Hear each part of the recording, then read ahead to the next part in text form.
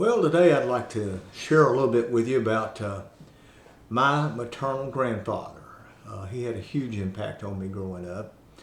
And tell you a little story about him. I call Henry and the Screwdriver. My maternal grandfather, William Henry Reeves, attended Commerce High School, graduating in 1922. The school was a private residential academy located in the City of Commerce, Jackson County, Georgia. Upon graduation, he took a teaching position in the Pike County, Georgia public schools. He taught at a one-room union school. Liberty schools and union schools were established across the South by the Presbyterian Church after the Civil War to promote education and literacy for rural black children and white children. Liberty schools were one-room schoolhouses. Union schools had two rooms, one classroom for black children and the other for white. It was the age of separate but equal and segregation. Granddaddy taught each class half a day, alternating between the classrooms with the assistance of a teacher's aide. He only taught 1 year before enrolling in agricultural science at the Georgia Tech in Atlanta on a work cooperative program. He ran track and played baseball, lettered in both at Georgia Tech. At the end of his first academic term, he entered a work co-op program with a dairy in Chattanooga area, and where he met and married my grandmother, Sarah Louise Wagner, Sadie, and never returned to university. Within a year, they had their first child, Charles Reeves, and the rest is history. So this is the story about my grandfather.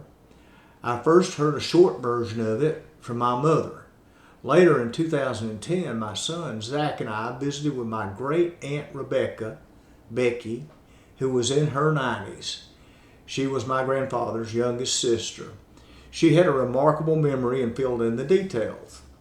While attending Commerce High School, Granddaddy was a star on the track team. He was best at cross-country distance runner.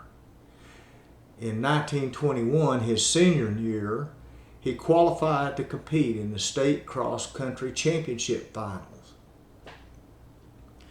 and was up for a track scholarship at Georgia Tech.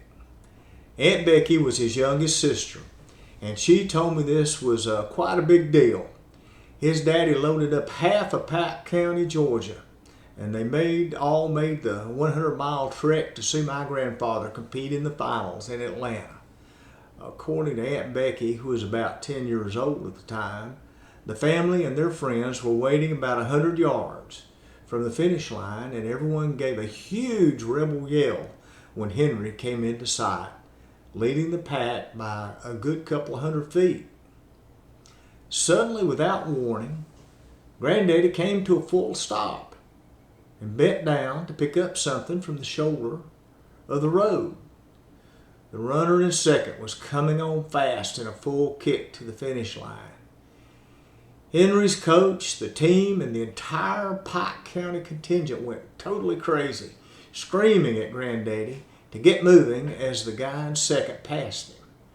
With 2 miles already under Henry's belt, he put it into full flat-out kick, taking first place with only a fraction of a second to spare.